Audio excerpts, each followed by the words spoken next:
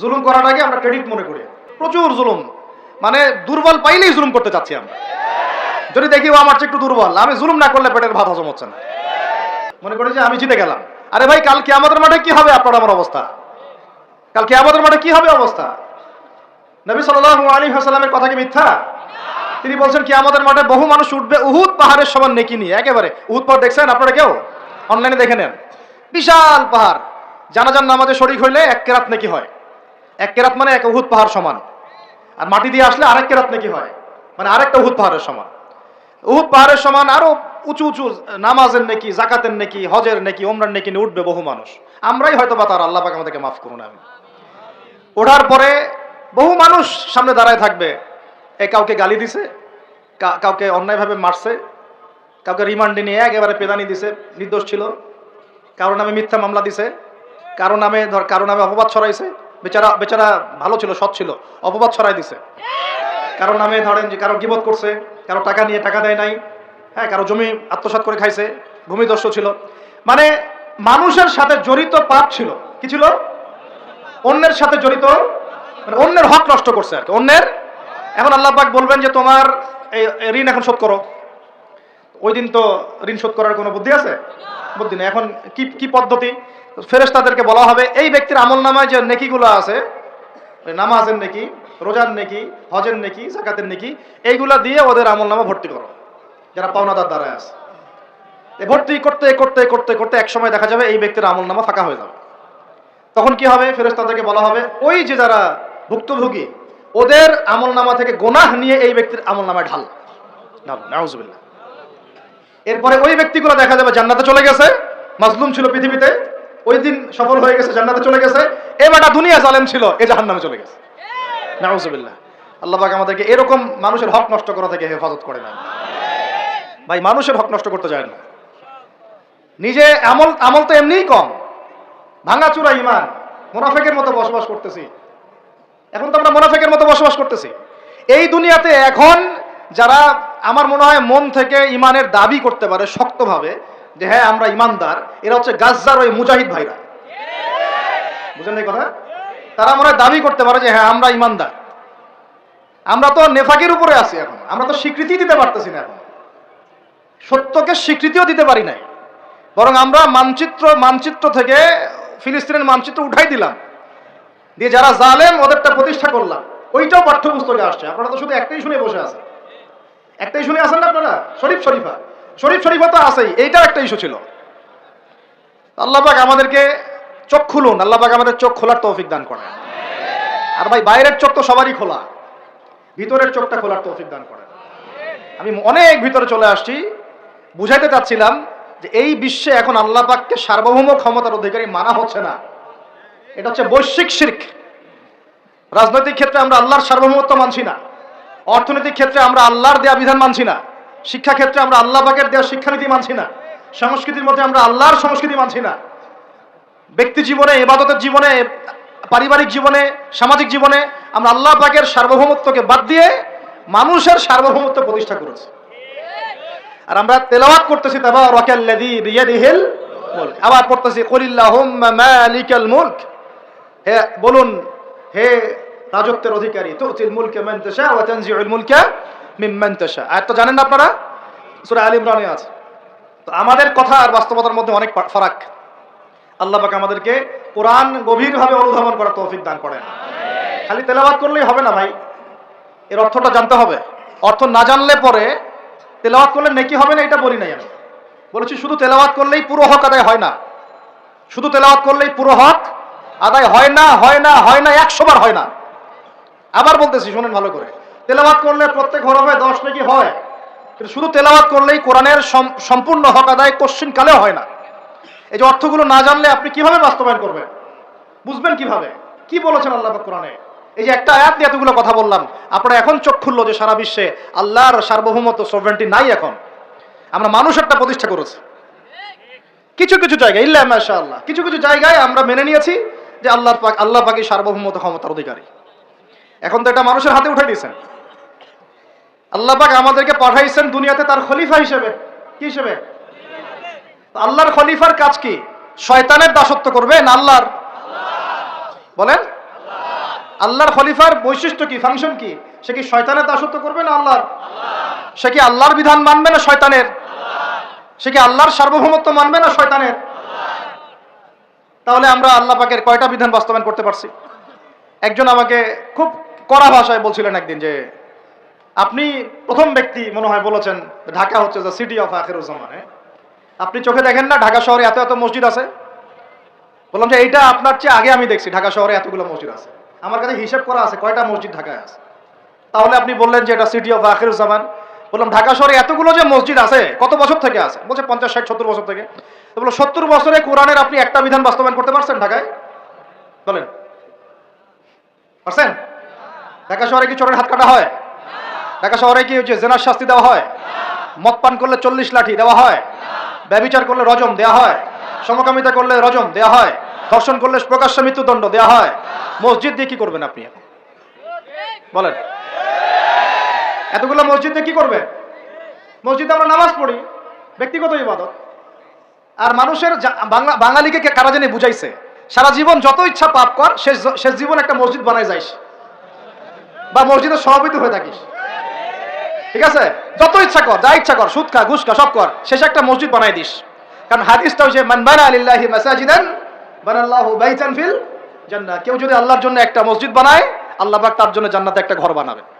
ব্যাস, এই হাদিসের উপর আমল কইরা কবরে যাবে। সারা জীবন যে আমি মাশাআল্লাহ নাউযুবিল্লাহ আল্লাহর কোনো বিধানই মানলাম না, না নামাজ, না যাকাত, না সাদাকা, না এই যে কোরআন এর হক আদায় করা, না আমর বিল মারুফ, না নাহি আনিল মুনকার, না ইকামাতুদ দিন, ইত্যাদি ইত্যাদি। অনেক অনেক গভীর ভাই, আলোচনাও গভীর, পরিবেশও অনেক গভীর, অন্ধকারও অনেক গভীর। আর এই কোরআন তো ভাই সবারই বাসায় আছে, কেন মানতে চান না? এত কেন ভনিতা কোরআনের সাথে? বাঁচবই বা কতদিন আমরা? সর্বোচ্চ 100 বছর। ভাই সবাইকেই তো একা একা আল্লাহর সামনে দাঁড়াইতে হবে, তাহলে এত ভনিতা কিসের? এত নেফাকি কেন? এত অস্বীকৃতি কেন? ইসলাম নিয়ে এত অ্যালার্জি কেন? আল্লাহ রাসূল এবং ইসলামের নাম শুনলে গা জ্বলে কেন? কোরআন সুন্নাহর বিধানের কথা শুনলে কেন মনে হয় যে বাঁকা চোখে তাকান কেন? না জানি আবার কি বলতেছে, কোন জঙ্গি আসলো, কোন সন্ত্রাসী আসলো, এগুলো কি শুরু করছে? এটা কোরআনের কথা, হাদিসের কথা, আল্লাহর কথা, রাসূলের কথা। এখানে এইসব শব্দ প্রয়োগ করেন কেন? কবরে কি আমরা যাবো, আপনারা যাবেন না? আপনাদেরকে হিসাব দেওয়া লাগবে না? কি মনে করতেছেন আপনারা? আর এই উম্মার বিজয়ের জন্য কি শুধু আমাদের একার দায়িত্ব না, সবার দায়িত্ব আছে? সবাই মিলে তো শক্ত হাতে একটা হাতল ধরলে না ইসলাম বিজয় হবে। আল্লাহ পাক যে ক্ষমতা যাদেরকে দিয়েছেন, কেন আপনারা বুঝতে চেষ্টা করেন না যে আল্লাহ রাব্বুল আলামিনের কাছেই সর্বভৌম ক্ষমতা, তার বিধান বাস্তবায়ন করেন, আল্লাহ পাক আপনাদেরকে আরো শক্তিশালী করবেন ইনশাআল্লাহ। যদি না করেন তাহলে শোনেন, একটা সময় পর্যন্ত আল্লাহ পাক ছাড় দেন। এটা ইতিহাস। নমরুদ একটা লম্বা সময় ছাড় পাইছে, ফিরআউন আরো লম্বা একটা সময় ছাড় পাইছে, আদ জাতি সামুদ, আসহাবুল আইকা, মাদিয়ান, লুত, কত যে কম চলে গেছে হিসাব নাই। ইতিহাসটা খালি পড়বেন কোরআনের, কত যে কম পৃথিবী থেকে চলে গেছে এরই হিসাব নাই। আল্লাহ পাক জানাইছেন অল্প কিছু, বাকি কিছু জানানো নাই আল্লাহ পাক আমাদেরকে। আল্লাহ পাক জানানি নাই অনেক কিছু আমাদেরকে, যেগুলো আমাদের দরকার সেগুলো জানাইছেন কিছু কিছু। কেউ কি টিকতে পারছিল? কেউ কি আল্লাহর বিধানের বাইরে গিয়ে চলতে পারছে? দুনিয়া টিকতে পারছে? কেউ কি চিরস্থায়ী ছিল? কোন নবীও তো চিরস্থায়ী ছিল না। তাহলে কিসের পিছনে ছুটতেছেন? আল্লাহ পাক আমাদের সবাইকে কথাগুলো বোঝার তৌফিক দান করেন। ব্যক্তি জীবন থেকে শুরু করে এক সর্বোচ্চ লেভেল পর্যন্ত কোরআন, হাদিস, ইসলামকে বাস্তবায়ন করার তৌফিক দান করেন। আল্লাহ পাক যাদের মধ্যে এই সততা আছে, এই মানুষগুলোকে আল্লাহ পাক আমাদের ঊর্ধ্বতন কর্তৃপক্ষ বানায় দেন, আমিন। বা যারা আছেন তাদেরকে আল্লাহ পাক হেদায়েত দান করেন। রমাজানের এই শিক্ষাটার সামনেও এরকম দুই একটা শব্দ আছে, কুতিবা আলাইকুমুল কিসাস। আর একটা তো বললে তো মাথাই খারাপ হয়ে যাবে, বলবো? ওই যেখানে দেখছেন কুতিবা আলাইকুমুস সিয়াম, কুতিবা আলাইকুমুল কিসাস, এই ডানে বামেই খুঁজবেন, 3টা পৃষ্ঠার মধ্যেই পাবেন। লেখা আছে কুতিবা আলাইকুমুল কিতাল, কুতিবা আলাইকুমুল, এটা আবার কি? কুতিবা আলাইকুমুল কিতাল, তোমাদের উপর যুদ্ধকে ফরজ করা হয়েছে। কি ফরজ করা হয়েছে? একা একা আপনি করবেন না, একা একা করবেন না, ইসলামিক রাষ্ট্র করবে, ইসলামের রাষ্ট্রের আমির করবে, তার নেতৃত্বে জনগণ করে, একা একা বিচ্ছিন্নভাবে করে না। কুতিবা আলাইকুমুল কিতাল, এইটা যখন মুসলমানরা ছেড়ে দিয়েছে, ওই সময় থেকে এই মাইর খাওয়ার যুগ শুরু হয়েছে। অটোম্যান এম্পায়ারটা সর্বশেষ ওই ফাইট করছিল ওই পশ্চিমাদের সাথে, পরাজিত হয়ে যায় তারা প্রথম বিশ্বযুদ্ধে 1914 থেকে 17-18-র মধ্যে। এরপরে ওই যে ব্রিটেন দখল করে জেরুজালেম বেলফোর ডিক্লারেশন হয়, তারপরে ইহুদিদেরকে ওই জায়গাটা ছেড়ে দেয়। এরপর থেকে যে 100 বছর হলো, আমাদের খিলাফা পতনের 100 বছর হয়ে গেছে। কত বছর? এটা একটা আশারও কথা। আশার কথা কেন? প্রত্যেক 100 বছর পর পর আল্লাহ পাক পরিবর্তন নিয়ে আসেন। এটা ইতিহাস ঘাটলে পাবেন। 100 বছর পর পর আল্লাহ রাব্বুল আলামিন বড় বড় পরিবর্তন পৃথিবীতে নিয়ে আসেন। যেহেতু খিলাফা পতনের 100 বছর হয়ে গেছে, আশা করা যায় সামনে কিছু ভালো কিছুই হবে ইনশাআল্লাহ। ওই অটোম্যানদেরকে 1917 সালে 14 থেকে 17-র মধ্যে পরাজিত করে বাইতুল মুকাদ্দাস, যেখানে দেখতেছেন অক্টোবর থেকে এই পর্যন্ত মনে হয় 40,000 ছাড়াই গেছে, প্রাণহানি ছাড়া যায় নাই। বেশিরভাগই নারী আর শিশু। বেশিরভাগই কি? নবী সাল্লাল্লাহু আলাইহি ওয়াসাল্লাম তার জীবদ্দশায় মনে হয় 97টা থেকে 98টা যুদ্ধ করেছেন। কয়টা? এটা তো জানেন না। আমরা শুধু জানি নবী সাল্লাল্লাহু আলাইহি ওয়াসাল্লাম মিষ্টি পছন্দ করতেন, মিসওয়াক করতেন, তারপরে ডান কাতে শুইতেন, হ্যাঁ, সাদা জামা পছন্দ করতেন, দাড়ি রাখতেন, এগুলো আমরা জানি মাশাআল্লাহ। ওনার সিরাত পড়েন, ওনার জীবনীটা পড়ে দেখেন। 97 থেকে 98টাতে তিনি নিজে লিড দিয়েছেন, তিনি হয় লিড দিয়েছেন, না হলে অন্য কোনো সাহাবীকে পাঠিয়েছেন, মানে গাজওয়া অথবা সারিয়া। এখন এই 100টার মতো যুদ্ধে আপনি দেখবেন না কোনো নারীকে হত্যা করা হয়েছে বা কোনো শিশুকে হত্যা করা হয়েছে, আপনি খুঁজে পাবেন না। একটা ইতিহাস দেখাতে পারবেন না যে মুসলমানদের হাতে কোনো শিশুকে হত্যা করা হয়েছে বা কোনো নারীকে হত্যা করা হয়েছে, আঘাত করা হয়েছে। শুধু আলী রাদিয়াল্লাহু আনহু একদিন এক নারীকে ধরেছিলেন, কারণ নবী সাল্লাল্লাহু আলাইহি ওয়াসাল্লাম বলেছিলেন যে অমুক জায়গায় এক মেয়েকে পাবা, ওই মেয়ের কাছে একটা চিঠি আছে, ও গুপ্তচর বৃত্তি করেছে, ওই চিঠি সে মক্কায় পৌঁছে দিতে চাচ্ছে, ওকে রাস্তায় ধরবা, ওর কাছ থেকে চিঠি আদায় করবা। কথা বুঝতে পারছেন?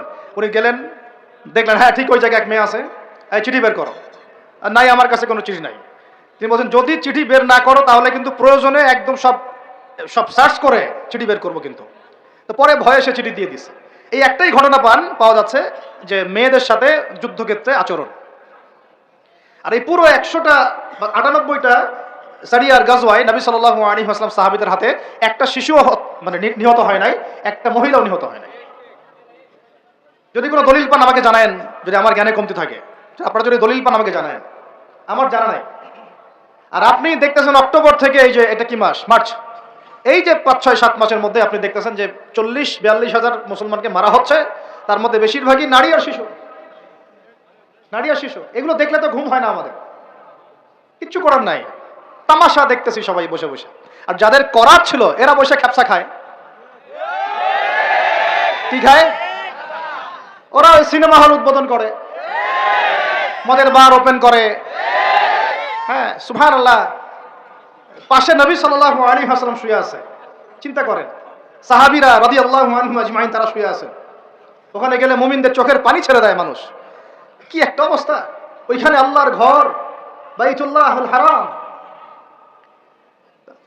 অনেকে আবার বলে কি করার আছে আমাদের কিছুই করার নাই। হ্যাঁ, ওই জন্য একদিন বলছিলাম তো কিছু করার নাই, তাহলে নেইমারকে নিয়ে এসে ফুটবল খেলাও। ওটাও চলতেছিল।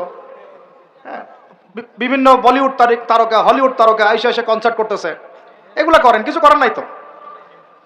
হ্যাঁ, বেশি না, আপনারা যদি একটু জিও পলিটিক্স পড়েন দেখবেন 10টা, বেশি না 10টা মুসলিম কান্ট্রি যদি একসাথে হয়, 10টা মুসলিম কান্ট্রি যদি একসাথে হয় বা একটা টেবিলে বসতে পারে, এই 10টা মুসলিম কান্ট্রির কাছে যে পরিমাণ সৈন্য আছে, যে পরিমাণ অস্ত্র আছে, যে পরিমাণ জ্বালানি আছে, যে পরিমাণ তেল আছে, আর যে পরিমাণ গ্যাস আছে, আর বাকি কথা নাই বললাম, এই ইসরায়েলের মতো 100টা দেশের সাথে মোকাবেলা করতে পারত। এক একটা বাচ্চার রক্তের বদলা নেওয়া যাইতো, একটা বোনের ইজ্জতের বদলা নেওয়া যাইতো। শুধু ওই ইমানদার কোন ওমর আল্লাহ পাক এখন আমাদেরকে দেন নাই। কারণ কেন দেন নাই জানেন? কারণ আমরা তো আর তার সাহাবীদের মতো না। আমরা যদি সাহাবীওয়ালা জিন্দেগি আবার শুরু করি, আল্লাহ পাক ওমর ইবনে খাত্তাবও পাঠাবেন ইনশাআল্লাহ। বুঝাতে পারতেছি না? আমরা ঠিক না হলে তো আসমান থেকে ফেরেশতা নামবে না ভাই।